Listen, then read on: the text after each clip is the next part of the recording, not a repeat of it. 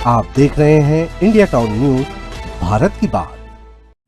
नमस्कार, आप देख रहे हैं इंडिया टाउन न्यूज और मैं हूं आपके साथ निशा। स्वागत है आपका हमारे खास बुलेटिन दुर्ग भिलाई की खबरों में। तो चलिए बुलेटिन की शुरुआत करते हैं, पर उससे पहले एक नजर आज की हेडलाइंस पर।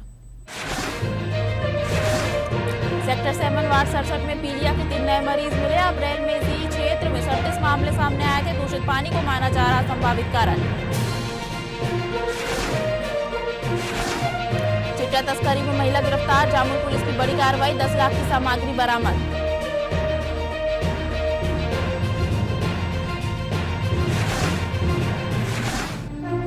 हर शिक्षक और कर्मचारी की होगी डिजिटल पहचान, बनेगी शासकीय ईमेल आईडी।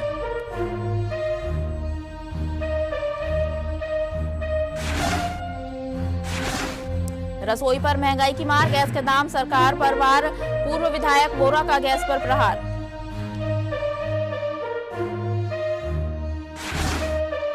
घरेलू एलपीजी सिलेंडर के दाम में 29 रुपए की बढ़ोतरी को लेकर कांग्रेस नेता और पूर्व विधायक अरुण वोरा ने केंद्र सरकार पर तीखा हमला बोला है। उन्होंने कहा कि लगातार बढ़ती महंगाई ने आम लोगों की रसोई का बजट पूरी तरह बिगाड़ दिया है और अब गैस सिलेंडर की नई कीमत ने परिवारों की चिंता और बढ़ा दी है।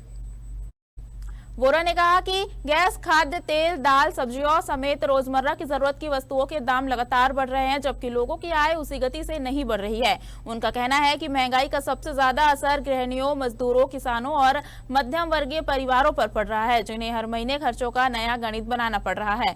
उन्होंने सवाल उठाया कि जब सरकार कई देशों से ईंधन आपूर्ति और ऊर्जा सुरक्षा के बड़े दावे कर रही है, तब आम उपभोक्ताओं को राहत क्यों नहीं मिल रही। उज्ज्वला योजना का जिक्र करते हुए वोरा ने कहा कि लाखों परिवारों ने गैस कनेक्शन तो ले लिया, लेकिन महंगे रिफिल के कारण कई घरों में सिलेंडर दोबारा नहीं भरवाया जा रहा। ऐसी स्थिति में लोग फिर से लकड़ी और कोयले जैसे पारंपरिक ईंधनों की ओर लौटने को मजबूर हो रहे हैं।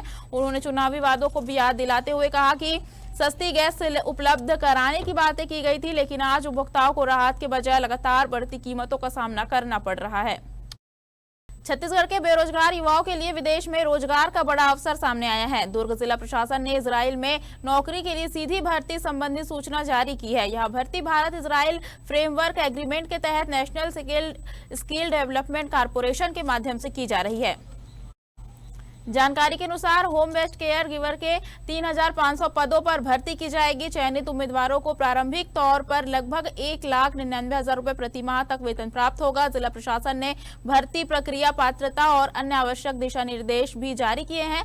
जिला रोजगार कार्यालय के उप संचालक ने बताया कि छत्तीसगढ़ शासन के कौशल विकास, तकनीकी शिक्षा एवं रोजगार विभाग द्वारा उपलब्ध कराए गए इस अवसर के तहत चयनित अभ्यर्थियों की नियुक्ति प्रारंभ में 2 वर्ष के अनुबंध पर की जाएगी। आवश्यकता के अनुसार इस अनुबंध को आगे भी बढ़ाया जा सकता है। गौरतलब है कि हाल के दिनों में इजराइल और ईरान के बीच तनाव और सैन्य कार्रवाई की खबरों के बीच यह भर्ती प्रक्रिया चर्चा का विषय बनी हुई है। ऐसे समय में जिला प्रशासन द्वारा युवाओं को इजराइल में रोजगार का अवसर उपलब्ध कराना लोगों के बीच आकर्षण और जिज्ञासा दोनों का केंद्र बना हुआ है।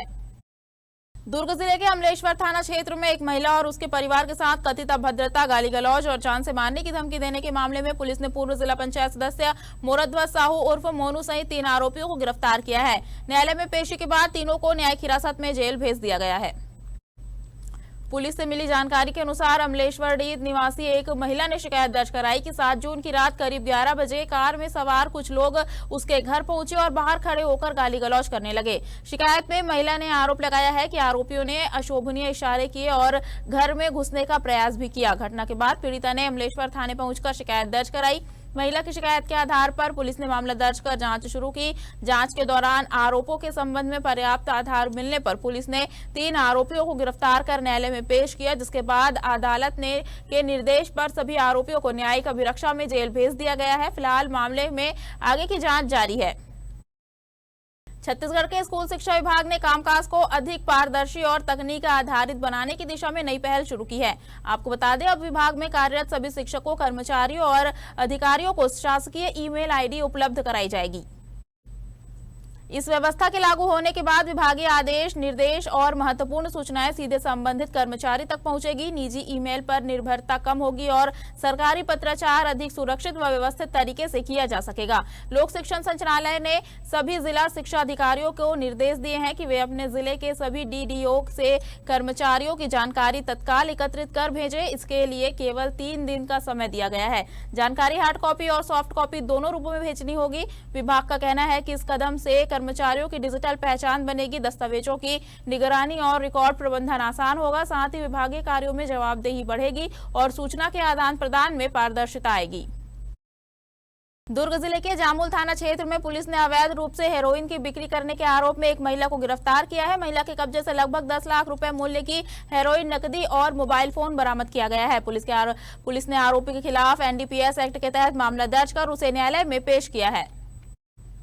पुलिस के अनुसार 8 जून को सूचना मिली थी कि हाउसिंग बोर्ड क्षेत्र स्थित निर्माणाधीन बीएनएस स्कूल के पास एक महिला हेरोइन रखकर उसकी बिक्री कर रही है। सूचना के आधार पर पुलिस टीम ने मौके पर पहुंचकर घेराबंदी की और संदिग्ध महिला को हिरासत में लिया। पुलिस ने बताया कि बरामद हेरोइन की अनुमानित कीमत 9,96,000 रुपए है। नकदी और मोबाइल फोन सहित कुल जब्त सामग्री की कीमत लगभग 9,97,300 रुपए आंकी गई है। गिरफ्तार महिला की पहचान राजविंदर कौर के रूप में हुई है। फिलहाल पुलिस ने आरोपी के खिलाफ एनडीपीएस एक्ट के तहत कार्रवाई करते हुए इसे न्यायालय में पेश कर दिया है। भिलाई टाउनशिप के सेक्टर 7 इलाके में एक बार फिर पीलिया के नए मामले सामने आने से स्थानीय लोगों की चिंता बढ़ गई है। स्वास्थ्य विभाग ने शुरुआती जांच में दूषित पानी को बीमारी फैलने की संभावित वजह माना है और प्रभावित क्षेत्र में स्वच्छ पेयजल आपूर्ति सुनिश्चित करने के निर्देश दिए हैं। जानकारी के अनुसार सेक्टर 7 के वार्ड क्रमांक 67 में पीलिया के 3 नए मरीज मिले हैं। इससे पहले अप्रैल माह में इसी क्षेत्र की स्ट्रीट नंबर 37A में 9 से 14 अप्रैल के बीच पीलिया के 37 मामले दर्ज किए गए थे। अब दोबारा नए मरीज मिलने के बाद स्वास्थ्य विभाग पूरी तरह सतर्क हो गया है। जिला सर्विलांस अधिकारी ने बताया कि फिलहाल तीनों मरीजों की स्थिति सामान्य है और उन्हें आवश्यक चिकित्सीय निगरानी में रखा गया है। एहतियात के तौर पर मेडिकल मोबाइल यूनिट को प्रभावित इलाके में स्वास्थ्य जांच शिविर लगाने के निर्देश दिए गए हैं। इसके साथ ही पेयजल के नमूने एकत्र कर जांच के लिए भेजे गए हैं ताकि बीमारी के वास्तविक कारणों का पता लगाया जा सके। स्वास्थ्य विभाग की टीम क्षेत्र के हर घर जाकर सर्वे कर रही है और लोगों के स्वास्थ्य की निगरानी कर रही है। हमारे खास बुलेटिन दुर्ग भिलाई की खबरों में फिलहाल इतना ही। अब मुझे दीजिए इजाजत और आप देखते रहिए इंडिया टाउन न्यूज, भारत की बात। नमस्कार। आप देख रहे हैं इंडिया टाउन न्यूज, भारत की बात।